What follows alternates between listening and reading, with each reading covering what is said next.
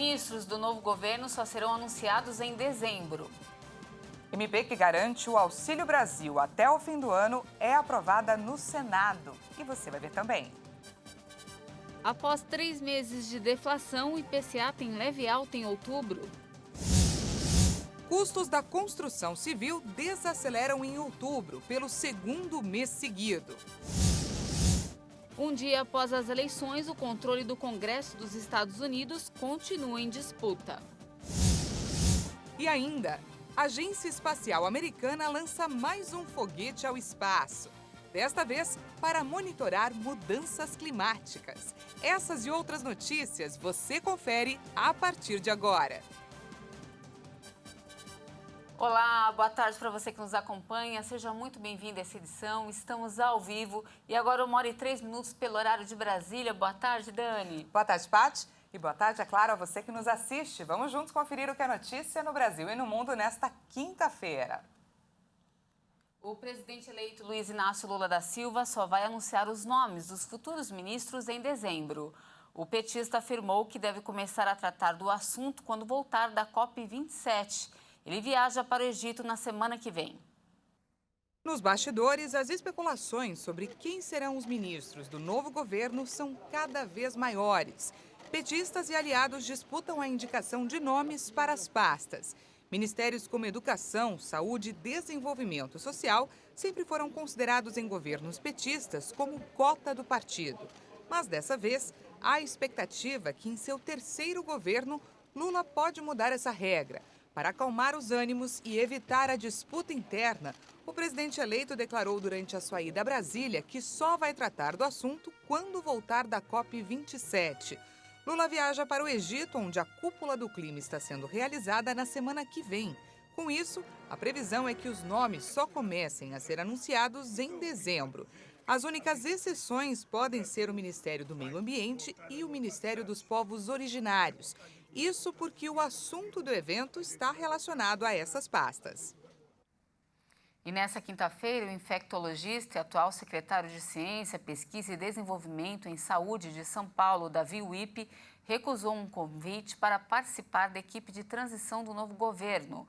O convite foi feito pelo vice-presidente eleito Geraldo Alckmin. A justificativa foi que ele precisa cuidar de assuntos particulares nesse momento.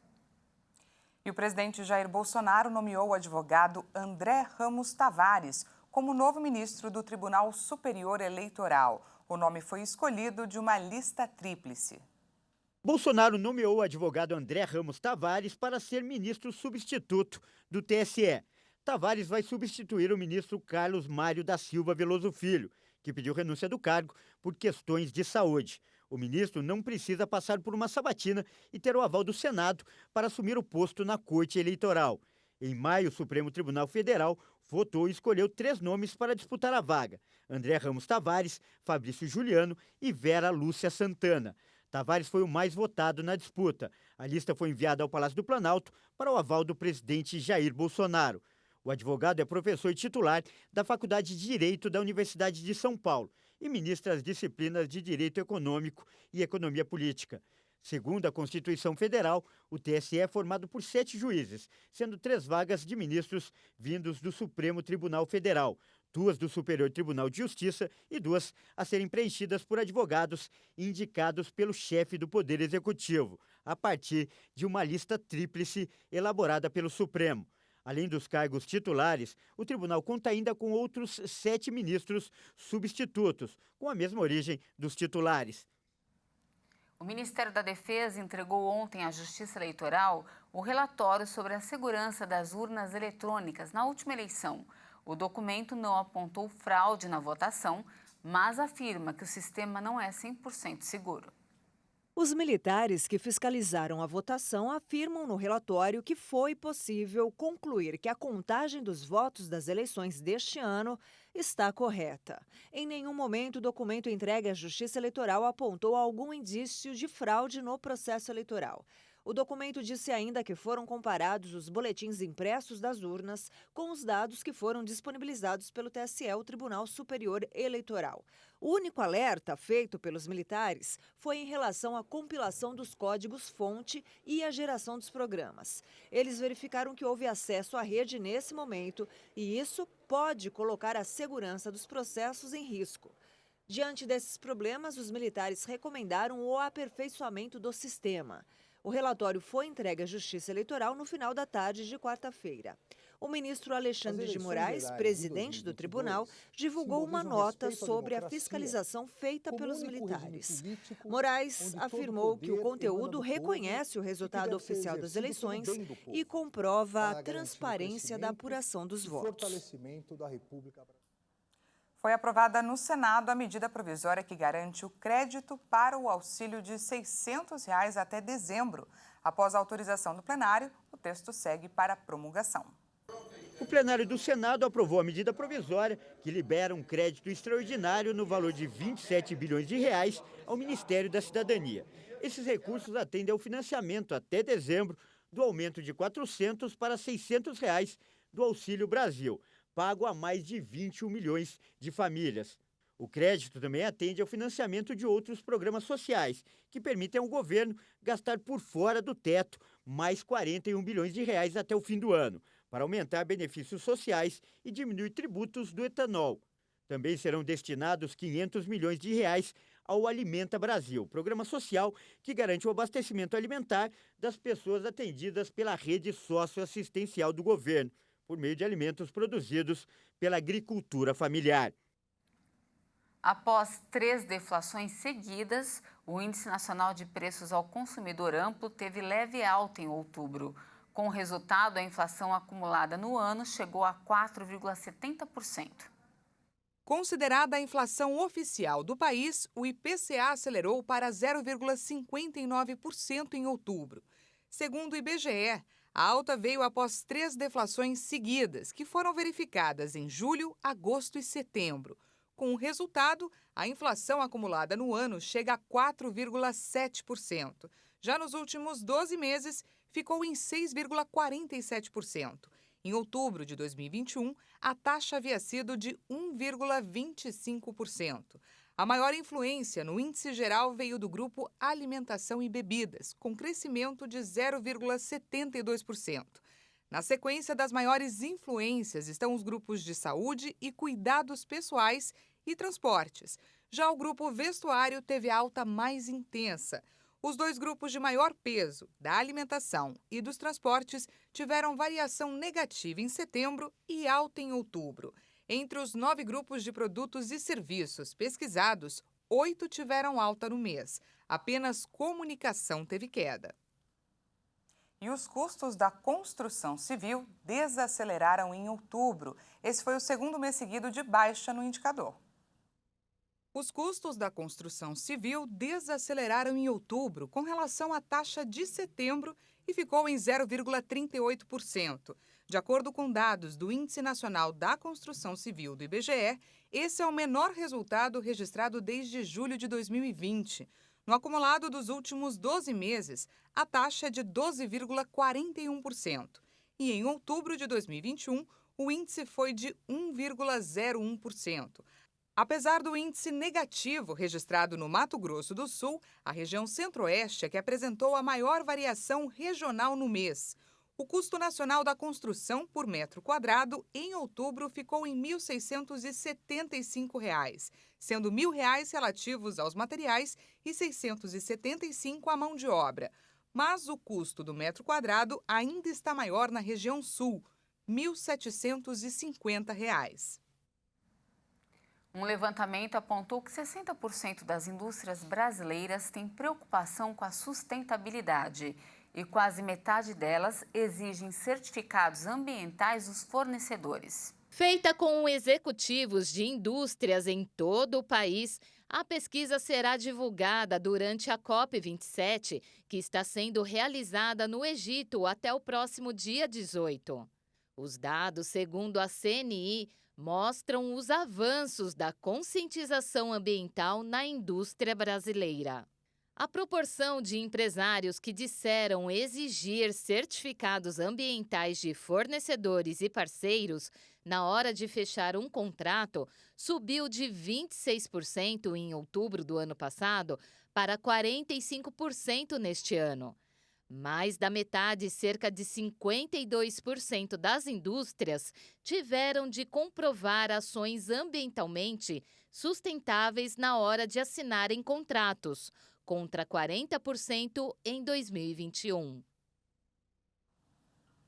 O corpo do ator, cantor, compositor e apresentador Rolando Boldrin está sendo velado na Assembleia Legislativa aqui de São Paulo.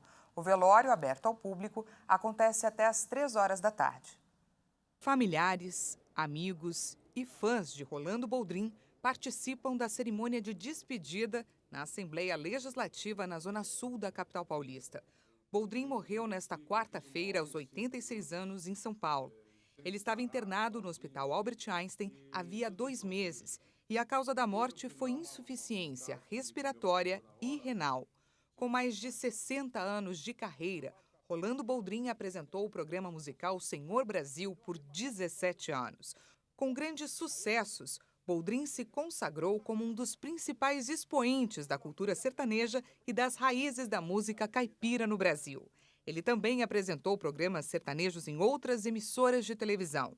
Como ator, Boldrin ainda fez mais de 30 novelas. O sepultamento do corpo de Rolando Boldrin está previsto para acontecer às 5 da tarde no cemitério Getsemane, no bairro do Morumbi. E antes do intervalo, a gente atualiza para você a previsão do tempo para esta tarde. Diversos estados do norte e sudeste do país devem continuar registrando chuva nesta quinta-feira. Algumas cidades de Minas Gerais, por exemplo, podem enfrentar chuvas de granizo nesta tarde. Vamos conferir então como está o tempo nesse momento lá em Minas? Essas são imagens da cidade de Itajubá, no sul do estado. Podemos ver que algumas nuvens carregadas já estão sobre a região e devem aumentar nas próximas horas, provocando chuva forte. Itajubá registra nesse momento 23 graus. Agora vamos para a próxima cidade? Dessa vez é em Mato Grosso. Essa é a cidade de Rondonópolis, no sudoeste do estado.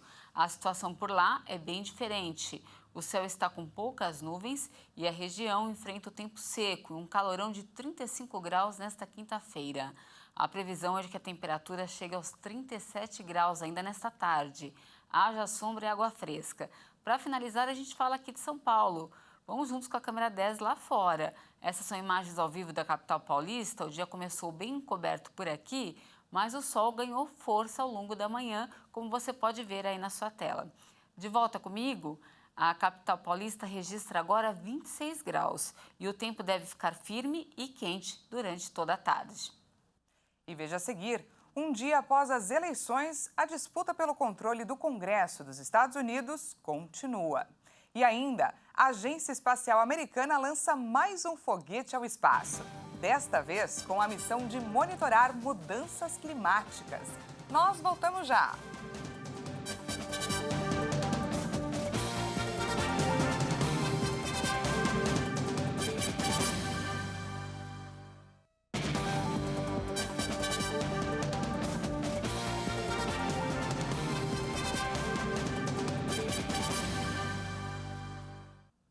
Seja bem-vindo mais uma vez, estamos de volta ao vivo, agora 1h18 pelo horário de Brasília. Voltamos para falar sobre saúde. Mais 1 milhão de doses da Coronavac para vacinação de crianças e adolescentes vão ser entregues hoje pelo Instituto Butantan para o governo federal. O carregamento com o lote vai para o Centro de Distribuição do Ministério da Saúde, em Guarulhos. A nova remessa do imunizante, produzido em parceria com a farmacêutica chinesa Sinovac, é o segundo aditivo ao contrato para fornecimento de 10 milhões de doses para o Programa Nacional de Imunizações. Em setembro, 1 milhão de doses já haviam sido encaminhadas ao programa. A estimativa, de acordo com o Butantan, é que são necessárias cerca de 12 milhões de doses para vacinar todas as 6 milhões de crianças brasileiras de 3 a 5 anos com 2 doses do imunizante. A Anvisa aprovou a aplicação da Coronavac para o público entre 3 e 17 anos. O envio de mais doses acontece em meio a uma nova onda de aumento de casos de Covid-19. associada à chegada da variante da Ômicron. O Instituto alerta para o baixo índice vacinal entre crianças. 1 a cada 10 crianças de 3 a 4 anos estão com o esquema vacinal completo. De acordo com o boletim epidemiológico do Ministério da Saúde, da semana de 16 a 22 de outubro, 132 pessoas de 0 a 19 anos morreram em decorrência de síndrome inflamatória multissistêmica pediátrica associada à Covid-19. Dados do Ministério da Saúde apontam que neste ano, pelo menos 900 crianças e adolescentes morreram em decorrência da Covid-19 no país. E agora falamos de destaque internacional. Um dia após o término das eleições de meio de mandato dos Estados Unidos, o controle do Congresso permanece indefinido. A disputa segue acirrada, tanto para a Câmara quanto para o Senado. Uma projeção do Instituto de Pesquisas Edison Research, divulgada no fim desta quarta-feira, aponta uma ligeira vantagem para os republicanos. O partido conquistou 12 assentos na Câmara dos Deputados dos Estados Unidos, que antes eram ocupados por integrantes do Partido Democrata. Até agora, os republicanos conquistaram 210 assentos na Câmara de 435 assentos. E os democratas conquistaram 191 assentos, de acordo com o Instituto. O número não leva em conta 7 novas cadeiras criadas durante uma redefinição dos distritos do Congresso. 2 assentos ainda estão em disputa e a vaga na Geórgia será decidida por um segundo turno que só acontecerá em dezembro. A definição da Câmara pode levar dias, já que os votos ainda estão sendo contados em estados como a Califórnia, Oregon, Nevada e o Arizona. No Senado ainda é muito cedo para definir qual partido vai ganhar o controle. Os democratas tiveram a única vantagem até agora com a vitória de John Fetterman na Pensilvânia, mas ainda precisam conquistar mais 2 assentos para garantir o controle. O presidente Joe Biden comemorou os resultados, já que seu partido teve um desempenho melhor do que o esperado. Mesmo assim, Biden deve enfrentar 2 anos complicados de governo se os republicanos ganharem o controle da Câmara dos Deputados. Uma greve paralisa nesta quinta-feira os serviços metroviários de Paris e de Londres. Os trabalhadores do setor pedem melhores salários em meio à alta da inflação na Europa.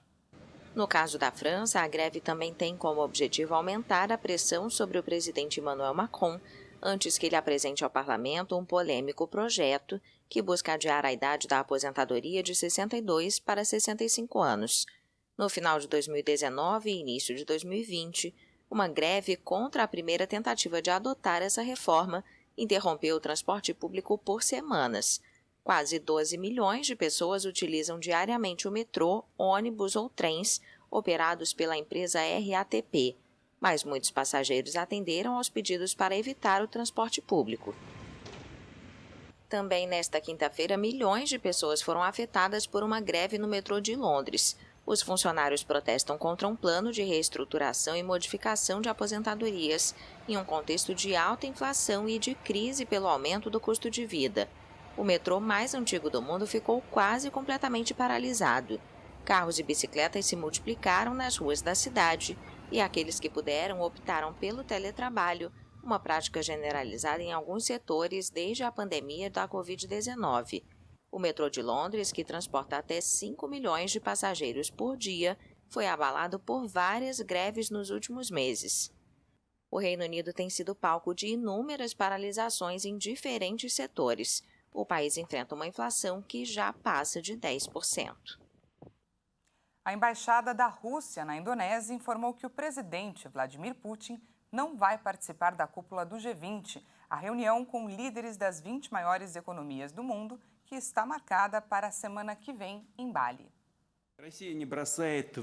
A Embaixada Russa na Indonésia anunciou nesta quinta-feira que o presidente será representado pelo chanceler Sergei Lavrov à frente da delegação que vai a Bali na próxima semana. Mas a embaixada explicou que o programa do presidente ainda está sendo trabalhado e ele pode participar de forma virtual. Há meses, se especulava sobre a presença ou não de Putin na cúpula, que acontece nos dias 15 e 16 de novembro e reúne as 20 economias mais importantes do mundo. Após grandes reveses militares para Moscou na Ucrânia, o Kremlin tenta proteger o líder da condenação ocidental durante o encontro. Lavrov já deixou uma reunião de ministros das relações exteriores do G20 em Bali, em julho, em meio a críticas sobre a invasão da Ucrânia. A Indonésia recebeu forte pressão para excluir a Rússia do encontro como reação à guerra, mas o país anfitrião defendeu a neutralidade em relação ao conflito. Jacarta também convidou o presidente ucraniano Volodymyr Zelensky para participar virtualmente da cúpula, embora o país não faça parte do G20. Um novo furacão voltou a atingir a costa leste da Flórida nesta quinta-feira. Desta vez, o fenômeno deixou um alerta para as autoridades e moradores. Antes de se tornar furacão, Nicole chegou à Flórida como tempestade tropical de categoria 1, mas ganhou força ao tocar o solo. Chegando no estado, o fenômeno provocou fortes chuvas e ventos de mais de 120 km por hora. Aeroportos, parques e praias da região foram fechados por risco de tornados e alagamentos. Também foram emitidas milhares de ordens de evacuação em todo o estado. O furacão tem avançado em direção ao norte da Flórida. De acordo com o Centro Nacional de Furacões dos Estados Unidos, Nicole deve atingir a Geórgia em breve. Já nos estados das Carolinas do Sul e Norte, o fenômeno deve chegar na sexta-feira. Desde o início do verão, no hemisfério norte, o sudoeste dos Estados Unidos vem sendo atingido por uma série de tempestades e furacões. O mais recente deles foi o furacão Ian, que deixou centenas de mortos e desabrigados em diversas regiões. De acordo com o Serviço de Monitoramento de Voos Americanos, mais de 1.200 voos nacionais e internacionais foram cancelados nesta quinta-feira em todo o país por conta desse furacão. E antes de encerrar, a gente fala de tecnologia. A Agência Espacial Americana realizou nesta quinta-feira o lançamento de mais um foguete ao espaço. O lançamento faz parte de uma missão conjunta entre NASA e a Administração Nacional Oceânica e Atmosférica dos Estados Unidos. Os novos satélites servirão para monitorar com precisão as mudanças climáticas no planeta e prever situações climáticas extremas, como a gente acabou de ver, como furacões, tempestades de neve e inundações. Junto a essa missão, a NASA também testou os chamados escudos térmicos infláveis, um equipamento que vai permitir ampliar missões robóticas na Lua e também em Vênus. De acordo com a NASA, se os testes forem bem-sucedidos, o equipamento poderá ser utilizado ainda para auxiliar nos pousos e decolagens das futuras missões tripuladas em Marte. Não temos mais tempo, essa edição fica por aqui. Agradecemos demais a sua companhia. Uma ótima tarde para você e até amanhã. E não se esqueça que daqui a pouco o Kleber Werneck chega com mais informações, a 1h50. Uma ótima tarde para você e até amanhã, sexta-feira.